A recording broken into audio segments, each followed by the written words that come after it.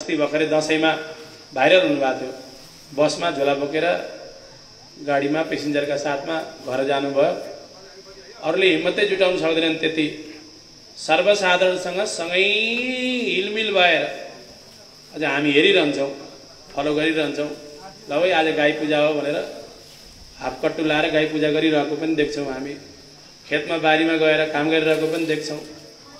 साधु जस्तो हुनुपर्छ अरे नेता, नेतामा साधु जस्तो गुण हुनुपर्छ। साधु भनेको धोती लाए मात्रै साधु हुन्छ भन्ने छैन। सबैसँग हेलमिल सक्ने, अझ अजात शत्रु भन्छ। साधुको शत्रु नै जन्मेको हुँदैन। वास्तविक नेता त्यही हो भने जसको शत्रु नै जन्मेको हुँदैन, अजात शत्रु भन्छ। त्यस्ता व्यक्तित्व हुनुहुन्छ, विशिष्ट व्यक्तित्व हाम्रा अध्यक्षज्यू राजेन्द्र लिङदेलज्यू। उहाँको सम्मानको विषयमा धेरै शब्द कम हुन्छन् र पनि उहाँलाई यो यज्ञमा उपस्थित हुनुभएको हुँदा पुष्पगुच्छाले सम्मान गरिएको छ, मालाले सम्मान गरिएको छ।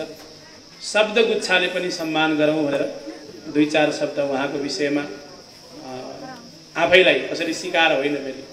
किन भन्दाखेरि विशिष्ट व्यक्तित्वहरू देखियो भने सम्मान गर्न मन लाग्छ। हामीहरूसँग भएको त्यही शब्द हो, शब्दगुच्छाले सम्मान गर्न मन लाग्छ। सम्माननीय व्यक्तिलाई फेरि एकचोटि जोडदार तालीले सम्मान गरौँ। हामीहरू पाठैको क्रममा छौँ, यज्ञ चलिरहेको छ।